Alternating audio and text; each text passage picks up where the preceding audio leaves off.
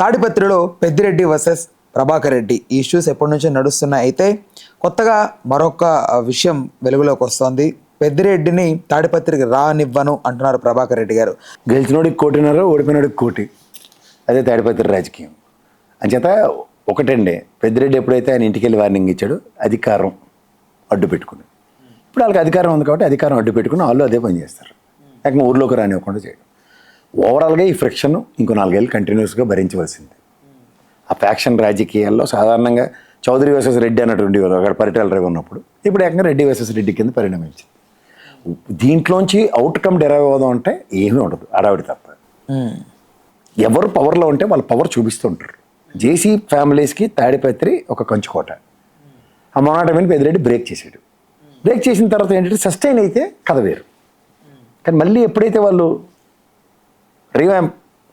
Restart అయ్యారో ఖచ్చితంగా వాళ్ళు అహంకారాన్ని ప్రదర్శిస్తారు. ఎందుకంటే ఇంటికి వెళ్ళి ఎప్పుడైతే ఛాలెంజ్ చేశారు ఆయన లేనప్పుడు, ఉన్నప్పుడు కథ వేరు. జేసీ దివాకర్ రెడ్డి గారు, ప్రభాకర్ రెడ్డి గారు ఇద్దరు వయసు రీత్యా పెద్దవాళ్ళు అయిపోయారు. రెండోది ఏంటంటే సంయమనం అన్న దగ్గర కన్నా సంయమనం కన్నా అగ్రెసివ్ నోట్లో రాజకీయాలు చేస్తున్న ఒక ఫ్యామిలీ అది. వాళ్ళకి అగ్రెషన్ కొత్త కాదు. కాంగ్రెస్ ఆయన నుంచి జేసీ దివాకర్ రెడ్డి ఫ్యామిలీస్ గురించి తెలిసిన వాళ్ళు ఎవరైనా సరే, ఇక్కడ ట్రాన్స్పోర్ట్ ఆఫీసుల్లో గడగల్లాడించిన ఉదంతాల దగ్గర నుంచి చూసుకుంటే ఓవరాల్గా వాళ్ళ స్థాయి, వాళ్ళ స్ట్రెంగ్త్ అందరికీ తెలుసు. అలాగే పెద్దిరెడ్డి గారికి కూడా అందరికీ తెలుసు. ఈ ఫ్రిక్షన్లో ఓన్లీ అక్కడ ఆయన 2nd, 3rd గ్రేడ్ నాయకులు సతమతం అవడం, క్యాడర్ ఇబ్బందులు పడడమే తప్ప వీళ్ళకి ఏమీ కాదు. అంటే క్యాడర్ నుంచి ఎలాంటి ఇన్స్ట్రక్షన్స్ రావంటారా వీళ్ళకి? ఎవడంటాడు? అంటే వాళ్ళకున్న రాజకీయ బలమా, పొట్ట, ఏరియా మీద గ్రిప్ప? 2 కన్నా అహంకారం. గ్రిప్ లేకపోతే ఈయనకి వెళ్ళదు కదా ఒకసారి. ఎవరి గ్రిప్లు వాళ్ళకు ఉన్నాయి, ఎవరి స్థాయిలో వాళ్ళకు ఉన్నాయి. కానీ వీళ్ళు ఏంటంటే at the cost of cadre మీద వెళ్తారు. డైరెక్ట్ వీళ్ళిద్దరూ ప్రత్యక్ష యుద్ధం కర్ర కత్తి పెట్టుకుని కొట్టుకొని చేస్తే దరిద్రం వదులుతుంది. అది కాదు, కింద క్యాడర్తో సతమతమే చేస్తూ ఉంటారు. ఆ క్యాడర్ నలిగిపోవడం సాధారణం. అది అవతల పక్కలో వచ్చి అవతల పక్కలో. అక్కడ ఇంకో బాధ ఏంటంటే, ఇప్పుడు ఉదాహరణకి జేసీ గారి దగ్గర ఇప్పుడు ఎలక్షన్ అయిపోయిన తర్వాత కొంతమంది ఎందుకు వచ్చింది తగులని వాళ్ళ దగ్గర సరెండర్ అవుతానన్నా ఈయన ఒప్పుకోడు. అలాగే ఇటుపక్క వీళ్ళు గెలిచారు కదా అని చెప్పి వీళ్ళు వచ్చినా వీళ్ళు అంతకన్నా ఒప్పుకోరు. పాతవన్నీ ముస్లిం అమ్మల్లాగా రీకలెక్ట్ చేసుకుంటూ వాళ్ళప్పుడు పొన్ననాడు బూరెట్టవా, అమాసనాడు గారెట్టవా అని తిట్టుకొని వచ్చే బ్యాచ్లు అవి. అంచేత ఓవరాల్గా అక్కడ అనిశ్చితి ఉంది. 2 వర్గాలు కలవ్వు. 2 వర్గాలు ఒక దగ్గర కొంతమంది ఏదో పాపం సంయమనం పాటించి బాబు ఎందుకు వచ్చిన తలకాయ పన్నా సరే వీళ్ళు కన్సిడర్ చేయరు. అది అక్కడ వాస్తవికత. సో దాంట్లో ఎవరు ఏం చేయలేరు. బట్ ఈ విద్వేషాలు చల్లారేది ఇప్పుడు పాటలు పాడుకోవడం సినిమా పాటలలాగా అంతే. ఇప్పుడు ఒరిజినల్గా మీకు ఒకటి గుర్తుంచుకోండి సార్, రాజశేఖర రెడ్డి గారు, చంద్రబాబు నాయుడు గారు ఇలాంటి వాళ్ళు అందరూ ముఖ్యమంత్రులు చేసి ఆ ఫ్యాక్షన్ని ఎంతో వరకు నిర్మూలించాలన్న దగ్గర మ్యాక్సిమం చేస్తే కూడా ఎక్కడో దరిద్రం పట్టుకొని ఆ దరిద్రానికి విషవృక్షాల్లాగా అలా టింగ్ అని చెలవులు పొలవులు అవుతుంటే ఎవడ ఎంతకని చేస్తారు? This is nothing but an endless nonsense. Sir, గతంలో మాధవీలత అనే ఒక యాక్ట్రెస్, ఆవిడ పొలిటికల్గా కూడా చాలా వరకు మాట్లాడుతూ వచ్చేది. అయితే జేసీ గారికి సంబంధించి కొన్ని అనుచిత వ్యాఖ్యలు చేసింది. సో అంటే ఏంటి జేసీ గారి మీద ఎందుకు అమ్మాయి అట్లా మాట్లాడాల్సి వచ్చింది? జేసీ గారి తప్పు ఎంతవరకు ఉంటుంది అలాంటి విషయాల్లో? ఇప్పుడు సినిమా వాళ్ళకి బుర్ర జ్ఞానం ఉంటుందంటే నేనైతే నమ్మను. అందులో వీళ్ళు ఏంటంటే ఉనికించాటుకునే ఒక చిన్నపిల్లల బ్యాచ్, వీళ్ళు ఏమీ తెలియపోయినా నటించుకుంటూ తిరిగే బ్యాచ్ అనేది చెప్పాలి. ఇప్పుడు సినిమాలో నటున్న, రాజకీయాలు నటున్న. అసలు జేసీ దివాకర్ రెడ్డి గారి family first of all Tadipatri నియోజకవర్గంలో న్యూ ఇయర్ వేడుకలు ఎన్ని సంవత్సరాలు బట్టి చేస్తున్నారు ఫస్ట్ ట్రాక్ రికార్డ్ చెక్ చేసుకోమనండి. అర్ధరాత్రి ఆ ఆడపిల్లలు ఇంటికి ఏ విధంగా వెళ్తున్నారో, ఏ రోజైనా ఒక అసంగీత సంఘటన జరిగిందన్న ఉదంతాన్ని ఎక్కడైనా కోట్ చేస్తూ ఈవిడేదో పెద్ద మన మదర్ తెరీసా ప్రవచనాలు ఇచ్చి వాళ్ళని కాపాడడానికి ఆవిష్కరించబడిన ఆవిష్కృతురాల్లో మాట్లాడితే దానికి అర్థం ఉంటుంది. అసలు ఈ రోజు దాకా అలాంటి సంఘటనే జరగలే. ఆ నియోజకవర్గంలో ఆయన అసలు మీరు తాడిపత్రి ఎప్పుడైనా వెళ్ళారా? ఒకసారి తాడిపత్రిలో పొరపాటున మీరు ఏమైనా సిగరెట్ కాల్చో లేదా కాగితం రోడ్డు మీద ఏంటి తోలు తీసేస్తారు. అక్కడ అంత డిసిప్లిన్ ఉంటుంది అయింది జేసీ ఫ్యామిలీస్ది.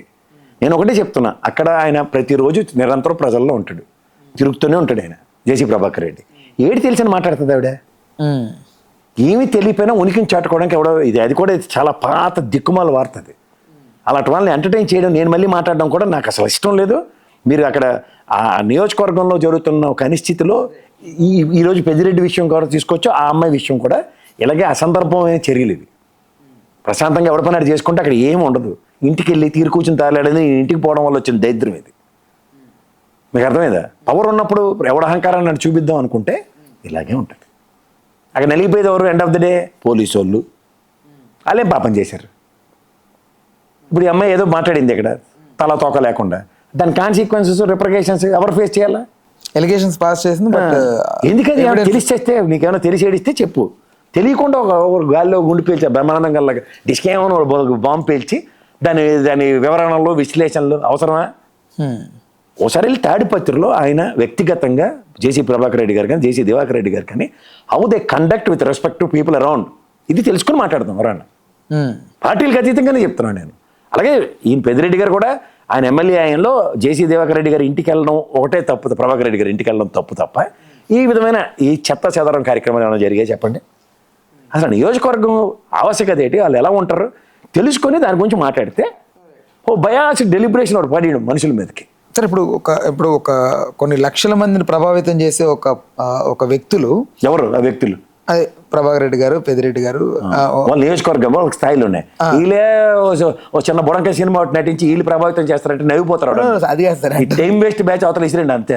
ఓకే అయితే ఇప్పుడు ఇలాంటి పెద్ద రెండు తలకాయలు పరస్పరం ఇట్లా వాగ్వాదాలు చేసుకుంటున్నప్పుడు వీళ్ళ తాలూకు వ్యక్తులు అందరూ కూడా ఆల్మోస్ట్ వ్యతిరేకంగానే ఉంటది. బట్ ఇట్లా కొన్ని లక్షల మంది ఎఫెక్ట్ అవ్వడం ఎంతవరకు కరెక్ట్ సార్? లక్షల మంది ఎఫెక్ట్ అవ్వరండి. మీకు మళ్ళీ చెప్తున్నాను, నియోజకవర్గంలో అందరూ ఈయన వర్గం ఆరు వర్గం ఉండదు. ఈయనతో వెనకాతలు తిరిగే వాళ్ళు అవకాశాలకి ఇప్పుడు చూడండి, ఎవడన్నా దార్కానీ బ్యాచ్లు అంటారు తెలుసు కదా, అక్కడ ముందు పైలవాడు వెనకాతలో ఎక్కువ మెటమెట్లు ఆడిపోతుంటారు. అలా వేణుమాధవ్ ఒకటి సినిమాలు చూడండి. అలాంటి బ్యాచ్లకి మనం సమాధానం ఇవ్వలేము, అవసరం లేదు కూడా. ఇక్కడ ఏదైతే మనకు వాస్తవానికి దగ్గరగా ఏం జరుగుతుందో చూసుకుంటే, వాస్తవానికి దగ్గరగా ఏంటంటే పెద్దిరెడ్డి వర్సెస్ జేసీ ఫ్యామిలీ అన్నది చూసుకుంటే వాళ్ళిద్దరూ ఎప్పుడూ కలిపడరు. ఒకవేళ కలిపడడం అన్న పోలీసులు వ్యవస్థ దానికి సహకరించదు. అంచేత ఇవి జరిగినప్పుడు వీళ్ళు ఎందుకు చేస్తున్నారో తెలుసుకోమనండి, అంతకన్నా ఇంకెట్లేదు.